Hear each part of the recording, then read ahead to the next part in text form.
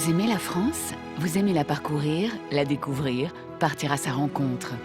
Vous avez même parfois l'impression de bien la connaître. Nous avons tous une petite plage, une petite crique, une clairière, un hameau ou un chemin qui n'appartient qu'à nous, loin des sentiers battus et que nous ne voulons partager qu'avec ceux que nous aimons. C'est cette France-là que nous voulons vous faire découvrir, à travers 100 lieux qu'il faut absolument voir dans votre vie.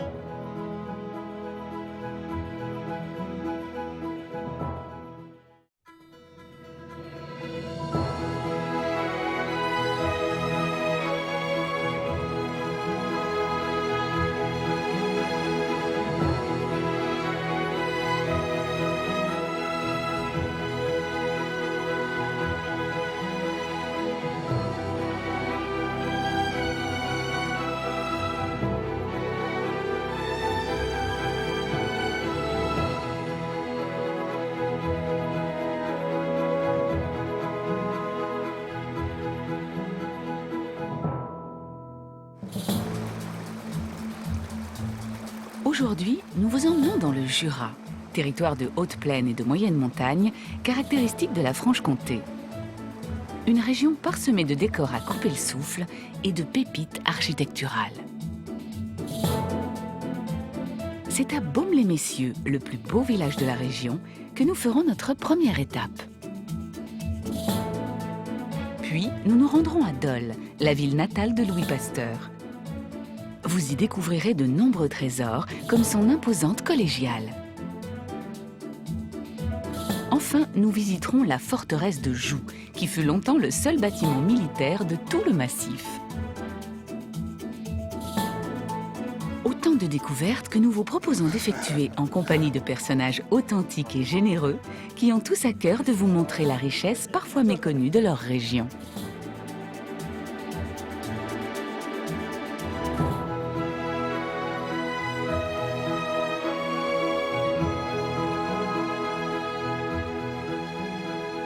Officiellement répertorié parmi les plus beaux villages de France, Baume-les-Messieurs est un petit havre de paix niché au croisement de 3 vallées, dites reculées. Ce phénomène géologique rare est à l'origine de ce fabuleux décor naturel que vous ne devez manquer sous aucun prétexte.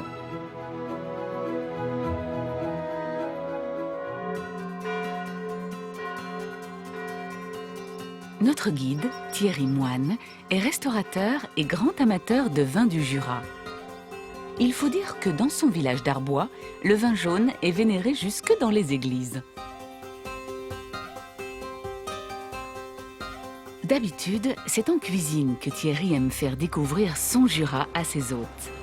Sa spécialité, le coq au vin jaune, cuit dans une sauteuse à l'ancienne. Une recette maison que son jeune second doit justement apprendre à maîtriser. Ma passion, ça reste le vin, le vignoble. J'ai fait le choix de faire un coq au vin, c'est-à-dire c'est que du vin. Alors, est-ce qu'il y a des aromates? Non, aucun. Est-ce qu'il y a du poivre? Zéro. Voilà, donc il y a, qu'est-ce qui va donner le goût? Uniquement la Uniquement qualité le des vin. vins. Et Voilà, la viande? La viande, et puis après, la dernière chose qu'on va rajouter tout à l'heure. Le vin jaune? Non, c'est un coq au vin jaune et eau. Maureen? Voilà. Dans sa cuisine, Thierry adore remettre au goût du jour les techniques de ses aïeux. Ça, c'est un truc de ma grand-mère, c'est-à-dire qu'on faisait réduire le jus de morille pour récupérer le goût des morilles. Vous savez, je l'ai déjà expliqué, le but, c'est de perdre jamais de goût.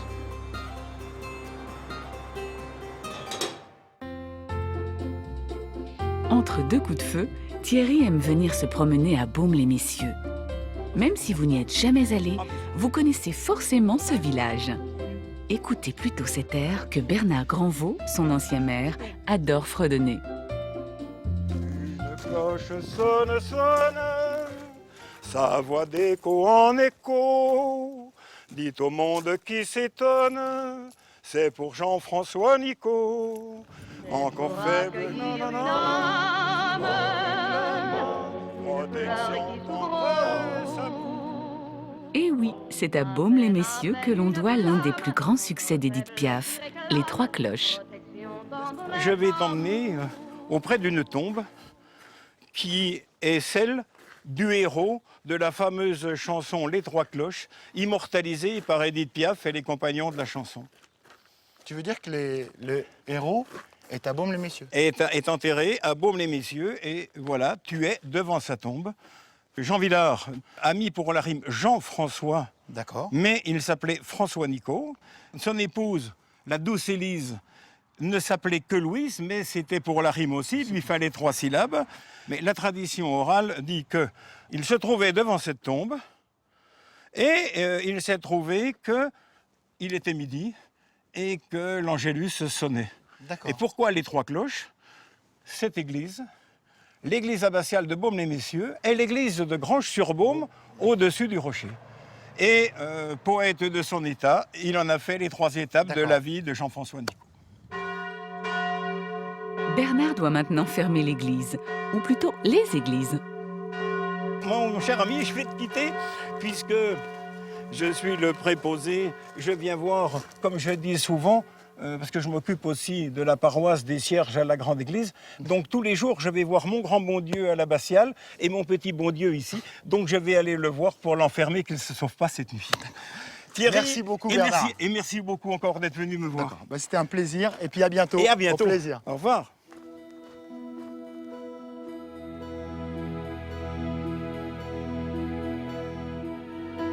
Thierry abandonne donc Bernard pour rejoindre Anthony Luciana, un jeune guide passionné d'histoire aux portes de l'abbaye. Salut Thierry, Ça va? bienvenue à l'abbaye de Baume-les-Messieurs. Thierry et Anthony pénètrent maintenant dans l'église, incontestablement le plus beau bâtiment de cette abbaye du XIe siècle. Donc Thierry, nous nous trouvons ici dans l'église abbatiale Saint-Pierre de l'abbaye de Baume-les-Messieurs. Elle a été construite au XIe siècle. On est alors sous l'art roman. La base est romane et la nef au-dessus, les voûtes à croisée d'ogives sont gothiques. L'architecture de cette église est assez sobre, assez simple, tu peux le constater. Il existe tout de même une alternance de formes de piles pour les 6 premières. Quand tu dis pile, ça veut dire pilier en fait. Oui, on peut dire les deux choses, il n'y a pas de souci, les deux mots s'accordent.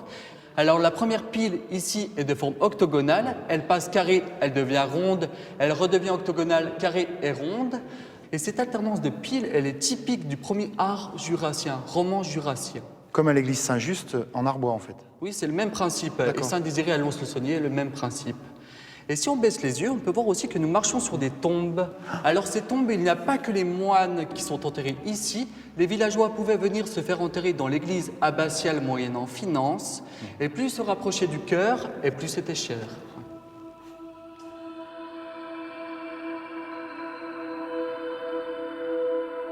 C'est ici, dans le cœur de l'église, que se trouve le joyau du sanctuaire, un retable flamand polychrome du XVIe siècle. Cette sublime œuvre d'art est impeccablement conservée dans son état d'origine. Donc il mesure 5,30 m de large et 3 mètres de hauteur. Au centre, tu peux le constater, nous avons un magnifique décor de scène sculptée, en relief, mais aussi en ronde de bosse. Qu'est-ce que c'est que le rond de bosse? Alors la ronde bosse, Thierry, c'est tout simplement des sculptures en 3 dimensions, donc sculptées devant, derrière et sur les côtés. Est-ce que le retable est en très bon état? Ce triptyque il a été restauré dans les années 90 à Vesoul, où il était parti se faire restaurer. Ils ont travaillé environ 1500 heures dessus au niveau de la restauration. Donc depuis, on l'a très peu retouché, donc il reste proche de son état originel. Et on peut s'étarguer à Baume-les-Messieurs d'avoir un triptyque qui fait partie des 4 plus grands triptyques anversois existants.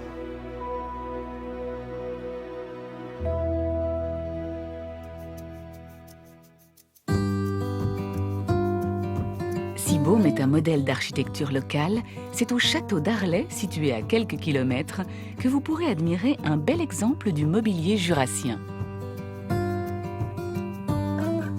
Peu connu du grand public, ce splendide domaine du XIe siècle est le plus ancien château vignoble de France. Alain de la Guiche est toujours fier de faire découvrir les appartements de ses ancêtres. Des appartements entièrement décorés et meublés par l'un des plus fameux maîtres ébénistes du Jura. Voilà, je te reçois ici dans le grand salon, aménagé en 1825 par Pierre d'Arambert. Ah, c'est un mobilier splendide qui, figure-toi, est jurassien. Il a été fabriqué entièrement par un ébéniste de Poligny, un petit artisan de Poligny, M. Répéco, et auprès de qui Pierre d'Arambert va commander la totalité du mobilier du rez-de-chaussée du château. Et c'est avec quel bois en fait? Alors c'est du bois d'essence claire, des bois de plaine, des bois blancs, essentiellement du frêne. Et par exemple ici, tu as un très beau parquet en forme d'étoile, en charme clair et en chêne foncé. C'est dans la bibliothèque du château que la créativité du maître Repecco prend toute sa dimension. Voilà, on est ici dans la bibliothèque, c'est, je pense, une des plus belles pièces de la maison. Figure-toi, toujours faite par M. Repecco. Quel talent! Regarde-moi ces boiseries magnifiques, avec de l'érable moucheté, des bois qui ne poussent que dans des climats très froids, peut-être du Haut-Jura, sans doute du Haut-Jura, avec un poêle, un étonnant poêle au milieu de la pièce où on peut se chauffer, tu vois, sur les 4 côtés, c'était déjà du confort. Et il n'y a pas d'évacuation au poêle? Ah non, tu as remarqué, effectivement, oui, la cheminée, elle est cachée sous le parquet, qui est démontable, et remonte dans cette fausse bibliothèque en trompe-l'œil. Une bibliothèque fictive jusqu'au titre des livres. Eh bien, rapproche-toi. Regarde ces titres pleins de dérision. Les règles de l'égalité par niveau. Ah oui, mais tu as bien compris, c'est par monsieur niveau. La justice, juste par surhumain de par hasard. Voilà, c'est vraiment très amusant. Ça dépeint parfaitement la mentalité de l'époque, puisque bien sûr, c'est la monarchie et on essaie d'oublier un peu la période tumultueuse de la Révolution à travers de l'humour. Pour un fin connaisseur du vin jaune comme Thierry, ce serait dommage de venir à Beaume sans pousser jusqu'à 15 petites minutes de là pour vous rendre dans le cœur du vignoble jurassien. Château-Chalon est en effet considéré comme le temple de l'or du Jura, comme on le surnomme ici. Et grâce à Jean-Pierre Salvadori, vigneron depuis 42 ans, vous allez tout savoir sur ce monument du patrimoine jurassien. Alors Jean-Pierre, ces vignes en terrasse sont plantées avec quel cépage? Alors ici, nous sommes dans l'appellation Château-Chalon. Donc on met exclusivement le cépage savagnin, qui est destiné à l'élaboration du vin jaune. Mais le cépage ne fait pas tout. Comme Jean-Pierre aime le rappeler, c'est surtout la qualité de la terre qui donne son caractère inégalé aux 50 hectares du vignoble de Château-Chalon. On va voir ce terroir particulier. Terroir, tu veux dire, c'est la terre en fait. Voilà. Donc là, on a ici ce qu'on appelle les marnes gris bleuté. On voit c'est en couche de marne très fine comme ça. Hein. D'accord. Et puis on trouve en surface des éboulis rocheux, D'accord. dus à la falaise de Château-Chalon. Hein. Et donc voilà, tout ce terroir-là apporte la complexité qu'on connaît dans les fameux vins jaunes. Hein. Et donc quand on a du savagnin implanté dans ce terroir, Je sens dans ton regard. des marnes bleues, je pense que là on peut s'attendre à un produit très complexe avec une palette aromatique très complexe. C'est donc l'association de cette marne et des éboulis calcaires qui donne au vin jaune de Château-Chalon sa saveur minérale si caractéristique qui lui vaut d'être classé AOC depuis 1936. Un vin, vous allez le voir, très différent des autres productions françaises. Alors ici, on est dans une des vieilles caves à vin jaune, hein. D'accord. Des caves qui ont plusieurs siècles. Ce vin va être mis en fût pour 6 ans et 3 mois minimum. Donc là, on va passer sur l'élevage typique du vin jaune. Voilà, c'est un élevage particulier, un remplissage la première fois, et ensuite, pendant les 6 ans et 3 mois, on laisse créer la vidange dans le fût, D'accord. l'évaporation, voilà, jusqu'à 1/3 du volume. Et le voile qui va se former en surface, le voile à vin jaune, va protéger le vin pendant les 6 ans et 3 mois. L'alcool qui s'évapore n'est donc pas compensé. Cette spécificité unique au monde se retrouve dans la forme inhabituelle de la bouteille, limitée à 62 centilitres. Une bouteille à boire avec modération, bien sûr. Alors l'histoire de cette bouteille, elle est quand même unique. Hein. Oui, tout à fait. Hein, sans utilisation particulière, hein, 62 centilitres. Et ça vient de quoi? Disons que 62 centilitres, c'est ce qui reste d'1 litre après les 6 ans et 3 mois de vieillissement. L'évaporation, ce qu'on appelle la part des anges. Oui, on doit connaître. c'est beau. C'est beau. Donc la part des anges, voilà, 38%. D'accord. Est-ce que tu m'expliquais dans les vignes tout à l'heure, on sent tout de suite la minéralité, les cailloux, et malgré un millésime qui a une belle puissance, vraiment une belle fraîcheur en bouche, et puis vraiment cette buvabilité, c'est extraordinaire.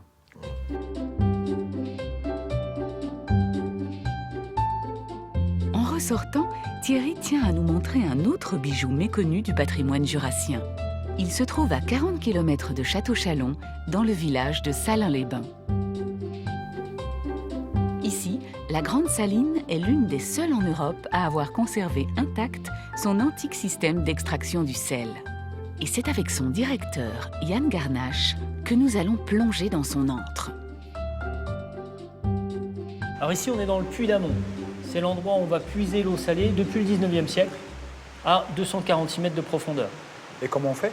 Alors comment on fait? On va utiliser une roue à eau qui nous permet de générer de l'énergie. Et puis de l'autre côté, le puits qui pompe l'eau salée à 246 mètres de profondeur. Et c'est un mécanisme qui date de quand? Ça, c'est un mécanisme qui date des années 1840, installé, énergie renouvelable non polluante et qui continue de fonctionner. La roue fonctionne comme celle d'un moulin traditionnel, propulsé par la rivière qui traverse la ville. Jusqu'au début du XXe siècle, 135 000 litres de saumure, c'est-à-dire d'eau gavée de sel, furent ainsi puisés quotidiennement. Voilà Thierry, avant d'aller un peu plus loin, je voudrais te faire goûter quelque chose. C'est l'eau salée quand on monte des profondeurs de Salins.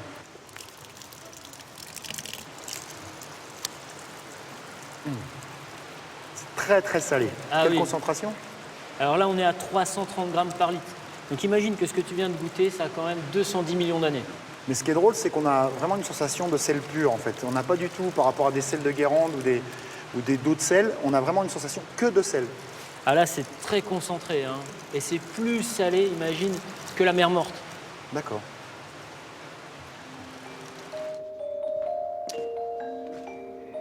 Voilà Thierry, on est devant la poêle. Alors toi, tu as des poêles dans ton restaurant, mais ici, il y a une plus grande poêle. On parle de poêle car le fonctionnement est exactement le même. C'est la dernière poêle qui existe en France. Dedans, on va mettre 36 000 litres d'eau salée qu'on va chauffer. L'eau salée qui est arrivée par les tuyaux qu'on a vus tout à l'heure. Voilà, ça arrive par les canalisations. Donc ça remplit la poêle. On obtient en surface de la fleur de sel qu'on va rabler. On va la mettre sur le toit pour que ça s'évapore. Et après, ils vont mettre le sel, une fois qu'il est sec, dans ce tombereau, dans cette brouette en bois, pour être emmené au magasin des sels et reconditionné en sac de 70-100 kg. Mais ici, il devait y avoir une ambiance extraordinairement chaude. Ah, là, c'était caniculaire puisqu'il faisait entre 40 et 50 degrés toute l'année. On ne se voit pas à 5 mètres puisqu'il y a de la vapeur d'eau partout.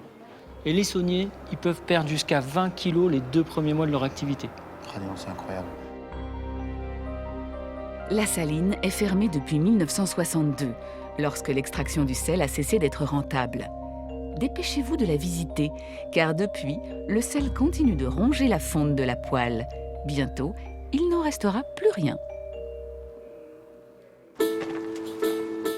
Et si vous n'avez pas bien compris comment fonctionne cette poêle géante, sachez qu'un groupe de passionnés organise régulièrement des démonstrations à une échelle nettement plus modeste, juste à côté de la saline.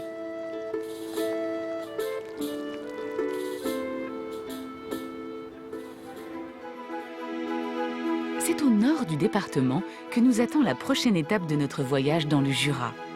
Une étape qui ravira tout particulièrement les amateurs d'art et d'histoire.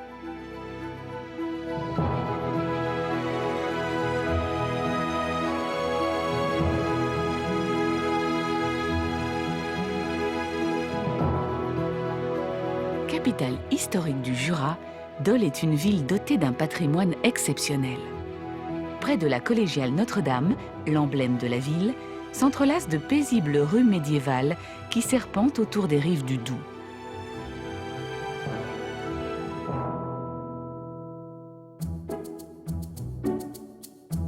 C'est avec Patrick que nous vous proposons de découvrir cette ville.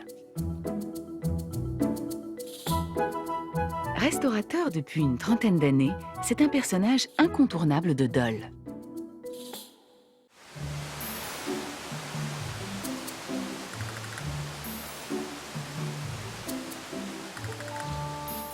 Patrick veut absolument nous montrer cette ville qu'il aime. Pour l'occasion, il est accompagné d'Aline Chevzik, animatrice du patrimoine. Notre guide nous propose de commencer par le joyau de Dole, la collégiale Notre-Dame, car il est très attaché à cette église gothique, vieille de 500 ans. Alors Aline, tu sais, c'est toujours pour moi un moment émouvant de venir dans cette collégiale. Parce que j'ai tellement de bons souvenirs. Je me suis marié et puis on a baptisé aussi nos enfants ici. C'est un bâtiment important pour toi et c'est un monument très très important pour les Dolois. En fait, c'est l'emblème de la ville. Tu vois le clocher sous lequel nous sommes, là, Ah oui. c'est le plus haut de Franche-Comté. Il mesure 73 mètres de haut. Et c'est vrai qu'il marque vraiment le paysage dolois. On le voit de très très loin.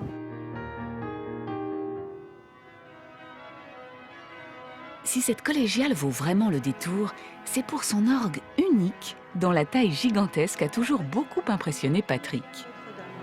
Et je vais te présenter Étienne, qui est l'organiste titulaire de l'orgue magnifique. Enchanté Étienne, bonjour. Bonjour Patrick. Alors c'est un orgue qui est au-dessus de nous, qui date du XVIIIe siècle. On a la chance de l'avoir pratiquement préservé ici, et donc il sonne comme à l'origine. Et c'est Étienne qui va te le montrer et te le faire entendre. Bon alors Étienne, j'ai qu'à vous suivre, j'ai l'impression. Allons-y. Allons-y. À tout à l'heure Aline. À tout à l'heure. Exceptionnellement, Étienne Bayot va nous emmener dans les coulisses de cet orgue monumental de 3500 tuyaux. Ah alors Étienne, là vous êtes dans votre antre. Personne ne vous voit. Oui, c'est pas le but. L'intérêt principal d'être dans un endroit ramassé, c'est que la mécanique est beaucoup plus directe entre la touche et les tuyaux. Justement, au niveau des sons, alors ces objets-là, je ne sais pas comment ça s'appelle d'ailleurs. On appelle ça des tirants de registre ou de jeux. Ils font chaque fois parler une série de tuyaux du grave à l'aigu. Il y en a à peu près une soixantaine ici, différents.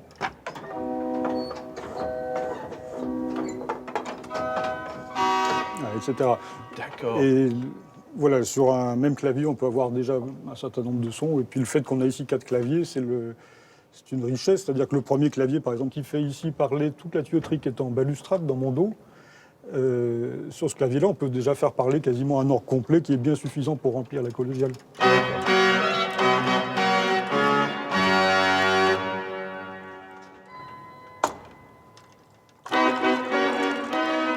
Pour activer tous ces tuyaux en même temps, Étienne doit coupler les 4 claviers.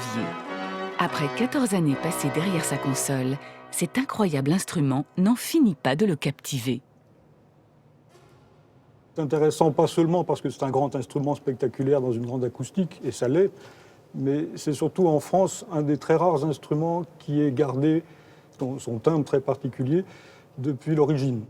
Ce qui est extraordinaire, c'est que d'une part, les parties du XVIIIe sont restées parfaitement bien conservées et que les ajouts qui ont été faits par la suite s'intègrent à ça de façon totalement harmonieuse. Alors Étienne, est-ce que vous pouvez nous faire un concert? Un concert, ce serait peut-être un petit peu long, mais je peux vous jouer une pièce, effectivement. Mais sans doute le meilleur endroit pour entendre l'orgue, c'est quand même dans la nef en bas, si je peux me permettre. Mais avec plaisir, j'y vais. Voilà. Merci Étienne. Je vous en prie.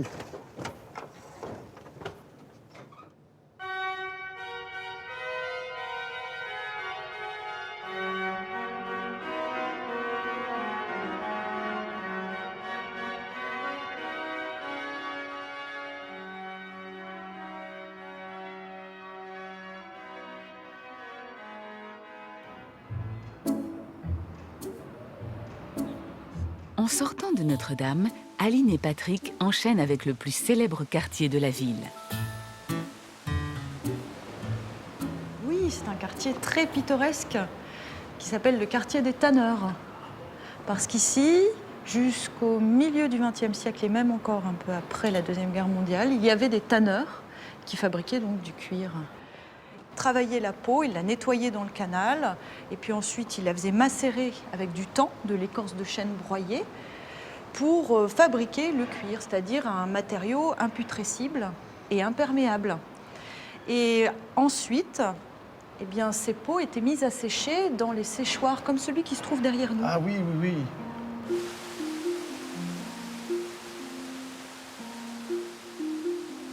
C'est aussi dans ce quartier, autrefois insalubre, que Louis Pasteur, l'inventeur du vaccin contre la rage, naquit en 1822. En cherchant un peu, vous tomberez immanquablement sur sa maison natale, au détour d'une ruelle.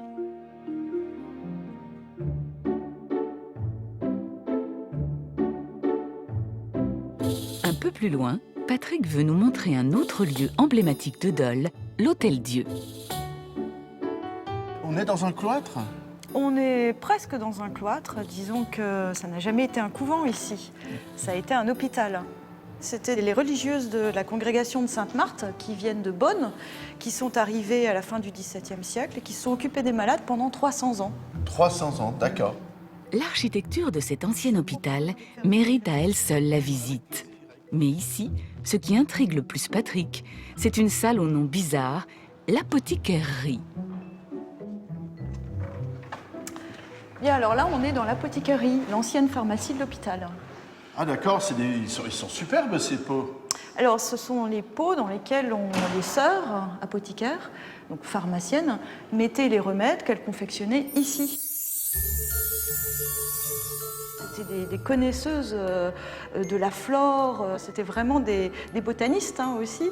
Donc c'était un métier de sens, un peu comme le tien aujourd'hui. Et là, cette vasque, elle servait à quoi donc? Alors, c'est un grand pot métallique qui date du XVIIe siècle et qui était un mortier. Le mortier, c'est l'instrument du pharmacien. C'est dans cet immense mortier que les onguents, huiles, sirops et autres baumes étaient préparés sous l'œil vigilant de Saint Damien, patron des pharmaciens. Chaque décoction était ensuite conservée dans un pot en faïence spécialement créé pour l'Hôtel-Dieu. Oh, ça m'intéresse là, sirop de longue vie. Ouais. Ça c'est super intéressant. Qu'est-ce qu'il y avait là-dedans alors? Ça c'est un petit peu comme toi quand tu es en cuisine, tu ne révèles pas facilement tes secrets. C'est vrai, tu as raison, je garde mes secrets aussi. Bien, viens, je vais te montrer encore quelque chose que tu ne connais peut-être pas. Ah, ouais, qu'est-ce que c'est que ces instruments? Ça fait un peu peur, hein? Ouais, alors ce sont des instruments de chirurgie. On a des ustensiles effectivement assez dangereux, comme cette grande scie. Exactement, ça me rappelle un peu ma cuisine, ça, quand on coupe les os. Exactement. Alors c'est pour couper le gigot. Voilà, exactement. Mais bon là, c'était sur les champs de bataille en fait de l'époque napoléonienne. On utilisait cette trousse de chirurgie pour les hôpitaux ambulants. Elle se déplaçait donc. Oui, tout à fait. Et ça, c'était donc le nécessaire pour amputer. Donc c'est pour ça qu'on a une grande scie. Et la scie n'était pas le seul instrument de torture. Celui-ci, par exemple, servait à retirer les balles. De quoi vous glacer le sang, d'autant qu'à l'époque, il n'y avait pas d'anesthésie. Et encore, ce n'est rien à côté de la suite. Donc en dessous, on a la panoplie pour trépaner. C'est-à-dire pour faire les opérations... Du cerveau? Voilà, sur le crâne, pour réduire un hématome, par exemple. Ah, donc ça ressemble à une manivelle, donc, hein? Ouais, en fait, c'est le vilebrequin. Et sur ce vilebrequin, on fixait une mèche. D'accord. Tu vois, ici, qui permettait justement de perforer différents endroits du crâne. Tiens, on va essayer tout de suite. Non, j'y tiens pas plus que ça, Aline. J'y tiens pas plus que ça. Voilà, donc Après cette visite, Patrick propose de nous faire goûter la gastronomie locale à la table de son copain Philippe Court, à seulement 5 km de Dole, dans le petit village de Parçay. Les deux chefs comparent souvent leurs recettes. C'est pourquoi Patrick a enfilé sa tenue. Salut Philippe. Salut Patrick. Tu vas bien depuis qu'on Bien. s'est vu? Parfait. Je suis content que tu m'accueilles ce matin dans ta cuisine. On va aller s'amuser un petit peu. Ah, bah avec plaisir. Allez, on y va. On y va. Leur challenge du jour, la confection d'un dessert qui fait la part belle aux produits du terroir. Alors aujourd'hui, on va faire un craquelin d'orange. Oui. Avec une crème légère au magvin et un caramel de magvin. Alors là, le magvin est la vedette. La vedette. On est dans le Jura ici. Exactement, tu as bien fait de leur préciser. Si vous ne savez pas ce qu'est le magvin, il s'agit d'une liqueur typiquement jurassienne au petit goût de coin. On va faire une petite crème, donc une petite crème légère avec une base de petite crème pâtissière que je vais Oui. faire avec un peu de crème fouettée qui sera un mélange. Ah oui, tu vas alléger la crème pâtissière. Voilà, et un peu de magvin. Ah, et pendant le ce temps-là, fameux tu vas me magvin. faire le caramel. Ah, oh Donc, là là, on va faire un caramel. Tu crois que je vais pouvoir y arriver? Tout à fait. Oui. J'ai pleine confiance en toi. Parfait, tu me rassures. Je l'ai. Les deux amis se mettent aussitôt au fourneau. Première étape, la préparation du craquelin, à base de sucre, de beurre, d'amandes et de sésame. Pour pas que ça colle à mon rouleau. Donc je te redonne une deuxième feuille Feuille, hein, qui m'a voilà. demandé. Voilà. Et je vais mettre mon appareil entre les deux feuilles. Bien. Et donc le rouleau, c'est là qu'il doit intervenir, à mon avis. C'est pas pour me frapper. Hein. Non, ah, d'accord. Je me serais pas permis, hein, Philippe. Après avoir étalé le mélange sur une plaque, Philippe le passe au four à 180 degrés pendant 6 minutes. Là, à chaud, on va découper nos carrés, nos triangles, nos ronds, ce qu'on Bien, veut. bien. On donnera la forme qu'on veut à Parce la... que ça refroidit assez vite, j'ai l'impression. Tout à fait. Ça va... Mais on donc, peut il faut- rechauffer. Ah, ça, Rechauffe c'est- si c'est trop dur et on recoupe. Donc, Ça évite de casser. Bien, tu remets au four à la demande. Tout à fait. Ensuite, la crème et le caramel au McVin. Une fois de plus, rien de compliqué. Du sucre, des œufs, de la crème et surtout l'ingrédient essentiel. Donc là, je vais incorporer un peu de McVin dans ma crème. Soyons généreux. On est jurassien. Ah oui. Mais tu sais que j'ai hésité à en boire une petite gorgée avant, mais j'ai pas osé puisque tu as calculé ta recette précisément. Ça me surprend pas vraiment. Dernière étape, la présentation dans l'assiette, comme un millefeuille. Si le résultat vous met l'eau à la bouche, sachez que ce dessert se prépare en moins de 2 heures. Ah, c'est superbe là. Ah oui. Superbe. Ça te plaît? Ah oui, oui, oui. T'as de déguster, hein, ce que là je te... Un gourmand comme toi, c'est Bah, pas surprenant. oui, oui.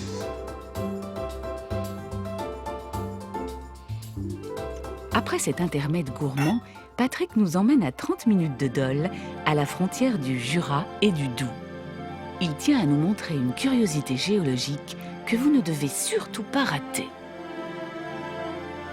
La grotte d'Auxelles est sans doute la cavité du Jura la plus connue, mais c'est aussi la plus difficile à trouver. Son entrée est pratiquement invisible depuis la route. Patrick n'est plus venu ici depuis sa jeunesse. Et c'est avec Brigitte Haas, la propriétaire des lieux, qu'il va donc redécouvrir cette grotte. Cette grotte a été découverte quand? Au XIIIe siècle. On ne sait pas par qui, c'est trop vieux, mais elle se visite régulièrement depuis 1504. C'est en fait la première grotte visitée au monde avec Antiparos en Grèce. Situées à 110 mètres sous la colline, les galeries d'Auxelles sont longues de plus d'1 kilomètre. Elles abritent des milliers de concrétions naturelles que chacun peut interpréter comme il l'entend. Elle est majestueuse, cette colonne. Oui, c'est la plus grosse de la grotte. On l'appelle la colonne de Juillet, à cause de la colonne du même nom qui se trouve place de la Bastille. À Paris? Voilà. Toi, tu penses plutôt à un gros gâteau. Hein. Ah oui, oui, oui, j'imagine une religieuse. Avec plein de crème. Même aux confins de ces galeries souterraines, la gourmandise de Patrick est mise à rude épreuve. Patrick, je vais te montrer quelque chose. Je suis sûre qu'il va te faire énormément plaisir. Regarde cette colonne, à quoi elle te fait penser? Oh, une cuisse de poulet. Et en plus, une cuisse de poulet confite. On y voit la partie grasse hein, qui nous sert de cuisson. Alors là, c'est merveilleux. Ça donne envie d'aller manger. Ah oui. Auxelles possède une autre particularité. Alors que l'eau s'écoule pratiquement partout, une petite partie de cette grotte reste curieusement au sec. C'est ce qui permit à des prêtres réfractaires de se réfugier ici pendant la Révolution française. La seule trace de leur passage est cet amas d'argile qui servait d'autel. Plus tard, cet abri accueillit des activités beaucoup plus festives. C'est ici que, pendant cette partie de la grotte, ont été organisés aussi de nombreux banquets, surtout en l'honneur de Voltaire, qui est venu très souvent. Et les gens venaient jusqu'ici pour manger et surtout pour danser. Alors, tu veux dire qu'aujourd'hui, si je viens avec mes potes du comté, la saucisse de Morteau et du vin jaune, on peut faire la fête? Je vais y réfléchir. Tu m'autorises? Peut-être bien. D'accord. C'est la fin de la visite touristique. Déjà? Oui, le bouquet final. Je peux pas aller plus loin. Non, ce n'est pas aménagé, mais la grotte se prolonge encore sur 4 km. Donc, on n'a plus qu'à... Plus qu'à ressortir, mais tu verras, dans l'autre sens, on a l'impression de voir une autre grotte. Notre escapade dans le Jura ne serait pas complète sans une petite excursion dans le massif montagneux du même nom, qui s'étend jusqu'au département limitrophe du Doubs.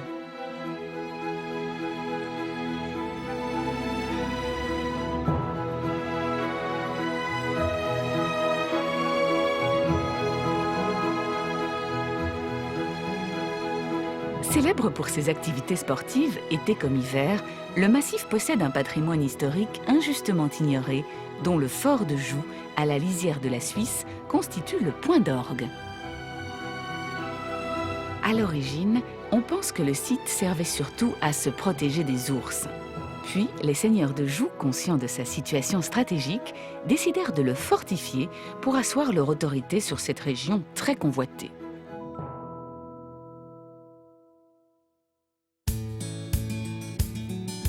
C'est en compagnie de Bruno, sportif accompli, que nous vous proposons d'en faire la visite.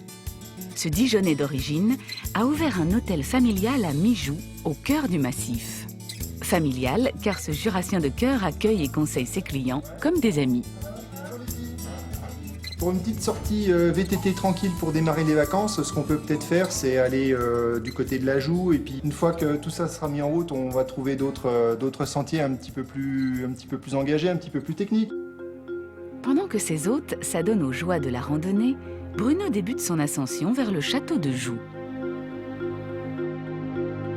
Admirablement bien conservée, la forteresse en impose par ses puissants remparts qui dominent et protègent une vallée autrefois considérée comme le carrefour commercial et militaire de l'Europe.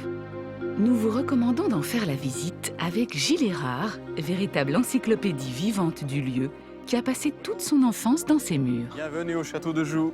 C'est vraiment très beau ici. Oui, c'est magnifique. Vous avez franchi pour arriver ici la 5e enceinte, 1880. Nous sommes ici au niveau de la 4e enceinte, époque Vauban. Et en passant sous cette belle porte d'honneur, nous entrons dans la partie médiévale du château. Ce château de Joux est un château d'habitation seigneuriale à l'origine. Un château de bois construit avant l'an 1000 sur le plus haut point de la montagne, qui va être transformé petit à petit en une place militaire. Depuis son édification au Moyen-Âge et jusqu'au XIXe siècle, le château a donc subi de nombreux aménagements destinés à le fortifier. Joux veut dire Jura en latin. Joux désignait les forêts qui recouvrent nos montagnes. Joux est devenu un synonyme de montagne de Jura. Son donjon qui nous entoure est fait des anciens appartements seigneuriaux, des cuisines, offices, et là un bâtiment d'époque Vauban qui va servir aussi de prison d'État. Au XIXe siècle, les geôles du fort devinrent aussi renommées que celles de la Bastille. Pourtant, deux chefs chouans, les généraux d'Andigné et Suzannet, réussirent l'incroyable exploit de s'en évader. Comment ils s'y sont pris pour quitter cette prison si bien gardée ? Après plusieurs tentatives infructueuses, ils vont reprendre le sillage du barreau au niveau de la fenêtre. Puis ils vont fabriquer au dernier moment une corde avec les rideaux de la cellule et vont descendre le long de la façade, au nez et à la barbe des sentinelles qui se trouvent sur la deuxième enceinte, mais aussi côté cour du donjon. Très impressionnant. Mais leur corde était trop courte, et en désespoir de cause, ils se jetèrent dans le vide. Heureusement pour eux, ils s'en sortirent néanmoins sains et saufs. Malgré cette évasion spectaculaire, Joux restera longtemps l'une des prisons d'État les plus sûres.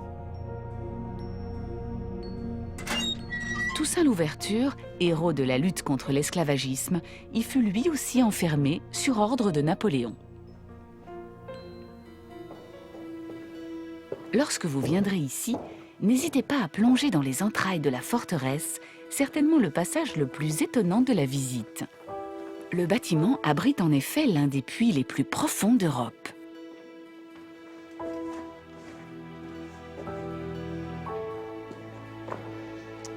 Waouh, c'est super impressionnant. C'est un puits qui date de l'époque Vauban, qui a été creusé en 1690, creusé à la main, à la pioche. Alors à l'origine, le puits avait une profondeur de 147 mètres. Il débouchait dans une nappe d'eau souterraine et il permettait d'approvisionner en eau les 600 à 700 soldats de la garnison. Et on avait besoin d'un puits aussi important pour alimenter le château en eau.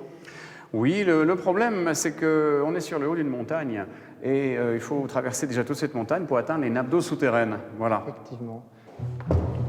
Gilles nous propose une petite expérience. Un conseil, tendez bien l'oreille. Attention Bruno, plus un souffle.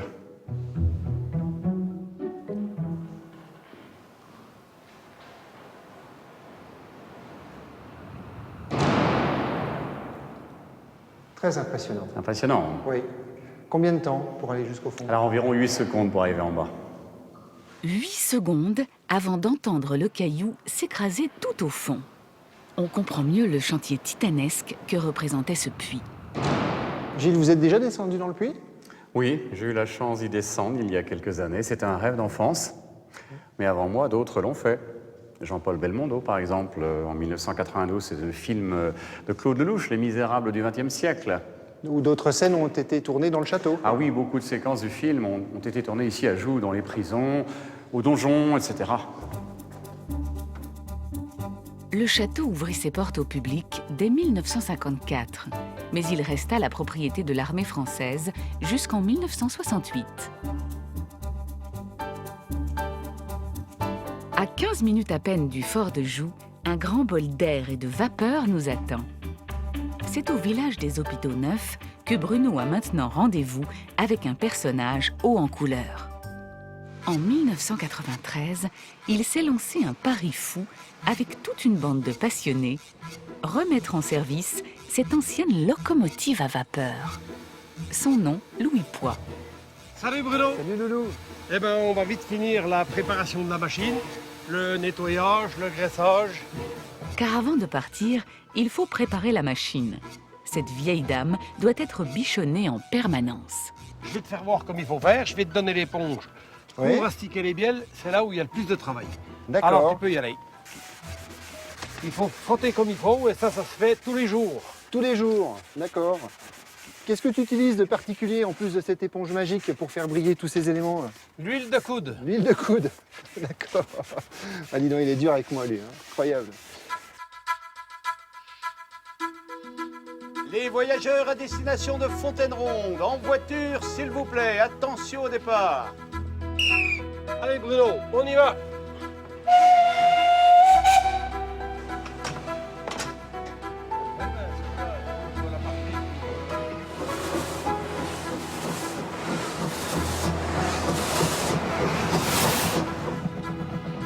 Le parcours de 8 km et demi est une façon originale de découvrir les hautes plaines du massif. Là on voit qu'ils font pas tous les deux la même chose. Chacun a son rôle, chacun a son poste. Quentin à droite est le mécano, donc c'est lui le patron de la machine, qui conduit, qui a la responsabilité et la sécurité, le frein. Et autrement, Guillaume qui est à gauche, lui c'est le chauffeur. Donc lui il s'occupe de la production de vapeur. Lui c'est les niveaux d'eau et le feu dans le foyer.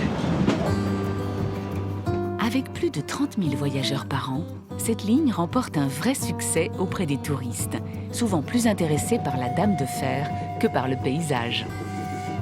Loulou, qu'est-ce qui t'a amené à créer cette association et faire refonctionner cette voie avec un train à vapeur? Je suis né aux Hôpitaux Neufs et j'ai connu la gare en service avec les machines à vapeur. Les mécanos nous faisaient monter dans la machine et je pense que ça vient de ça. J'étais vacciné pour la vapeur. Qu'est-ce que représente ce train pour toi? Il est réussi puisqu'on a beaucoup de monde. Oui. Et il n'y a qu'à voir simplement tous les jeunes qu'on a avec nous. Et ça, c'est vraiment la reconnaissance de l'exploit qu'on est en train de réaliser. Ce que veut surtout Loulou, c'est transmettre sa passion aux jeunes générations. Aujourd'hui, toute sa bande d'amis s'est fixé un nouvel objectif: aménager 15 km de voies pour rallier Pontarlier d'ici 4 ans. Après cette promenade bucolique, Bruno voudrait vous montrer un autre site surprenant du massif du Jura. L'immense fort des Rousses se trouve à moins d'1 heure du village des Hôpitaux Neufs. Ce gigantesque fort militaire de 21 hectares n'est plus en activité. Mais vous allez voir qu'il a bénéficié d'une reconversion pour le moins originale grâce à l'actuel maître des lieux, Jean-Charles Arnaud. Bonjour Jean-Charles. Bruno, bonjour. Tu vas découvrir un lieu particulier. Oui. Planté à plus de 1000 mètres d'altitude, ce fort est la 2e plus grande citadelle militaire française. Alors là, nous sommes vraiment au cœur du fort des Rousses. Oui. C'est la place d'Armes, avec cette forteresse quand même qui a été conçue pour 2500 hommes, 2000 chevaux, et la possibilité de tenir un siège pendant 1 an. C'est vraiment incroyable ça. 2e forteresse de France. Sous les bâtiments, 50 000 mètres carrés de salles voûtées et des kilomètres de galeries vous attendent. Un dédale que Jean-Charles connaît comme sa poche, puisqu'il a été instructeur commando dans ce fort. Et là, tu vas avoir les derniers vestiges un petit peu particuliers, et avec quelques petits souvenirs. Mais je te laisse découvrir. Jusqu'ici, vous pensiez visiter un banal fort militaire. Erreur. Voici venu le moment de vous dévoiler la nouvelle destination de ce bâtiment. Ma famille, elle est fromagère depuis 2 générations, 3 générations. Alors quand je me suis retrouvé sur des nuits de garde à parcourir ces immenses salles voûtées, ces galeries de pierre, j'avais une vue beaucoup plus pacifique que les militaires. Et pour moi, des voûtes de pierre, c'est quand même plutôt destiné à l'affinage donc du comté, plutôt qu'au stockage des munitions. D'ailleurs, ce que je te propose, c'est de passer du militaire au fromager. On va se mettre en tenue et puis on va découvrir effectivement la nouvelle vie du Fort des Rousses. Super, je te suis. Allez, on est parti. Les souterrains du fort ont été reconvertis en cave d'affinage dédiée au comté, le fromage emblématique du Jura. Cette cave est la plus grande d'Europe. Près de 10 000 meules y sont entreposées le long de ces couloirs de 240 mètres de long. De quoi faire une belle fondue. Mais comment tu fais pour choisir un fromage dans cette quantité incroyable? Eh bien, tu sais, fondamentalement, il faut les écouter. Les écouter et seulement après les goûter. Et si on est capable d'être assez à l'écoute de chaque fromage, il va vraiment nous parler beaucoup. Il va nous dire beaucoup de choses sur ce qu'il est et ce qu'il peut encore devenir. Si tu as un défaut dans un fromage, tu vas l'entendre. Toi, tu l'entends? Bien sûr, bien sûr. Mais écoute, toi, tu es dans la restauration et l'hôtellerie, Oui. chacun son métier. Exactement, oui. Voilà, un affineur, c'est un affineur. Donc, il doit avoir l'oreille, et puis ensuite, il doit faire, eh bien, le geste, effectivement, important, qui est celui de la dégustation. Donc, l'outil sonde, là, il va nous permettre de prélever une petite carotte de fromage. Alors là, ce que je te conseille, c'est que tu écrases bien cette pâte sous tes doigts.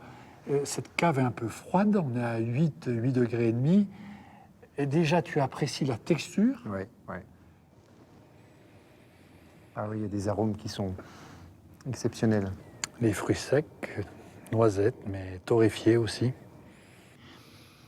Et là, on va goûter maintenant. Petite cristallisation. Animal, un peu grillé, torréfié. Et puis alors, tous ces fruits. C'est parfait. Moi, ça me convient parfaitement. Sincèrement, il est super, celui-ci. Bébé du Fort des Rousses. Ah oui, bravo. Ce comté est prêt à quitter le fort. Après 2 ans d'affinage, la meule est arrivée à maturité. Jean-Charles lui octroie même la note maximale de 4 croix. Oui.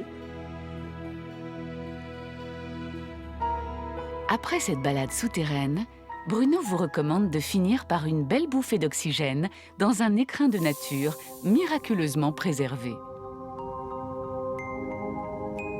Bienvenue dans ce somptueux décor que l'on surnomme la Petite Écosse. Nombreux sont les touristes qui ne savent même pas que ces lacs existent. Pourtant, ce petit paradis est le coin préféré de Michel Loup, un photographe un peu particulier.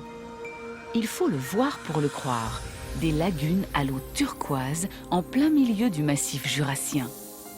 Ces eaux transparentes et cristallines, Michel adore y plonger pour y faire des photos sous-marines. Ouais, c'est vraiment magnifique, effectivement. Ouais, c'est un beau coin, ouais, c'est super. Ouais. Alors, c'est ici ton terrain de jeu? Eh oui, c'est là où je fais mes prises de vue, je fais mes randos aquatiques, je filme sous l'eau. C'est vraiment un sanctuaire pour moi.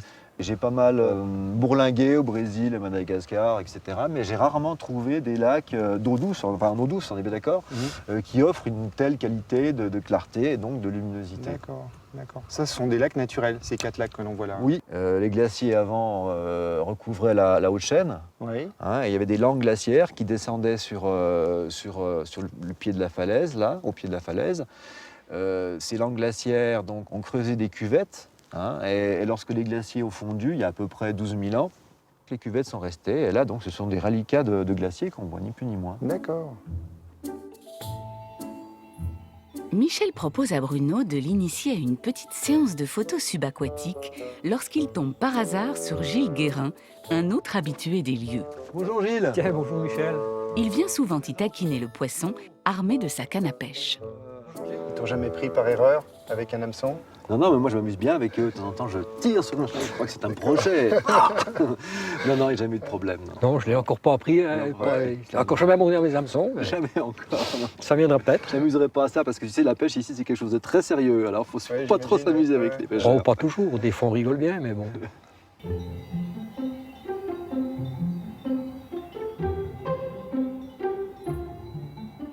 Donc, voici le matériel avec lequel je travaille. Hein, donc là, on a un 16 mm, on a un super grand angle.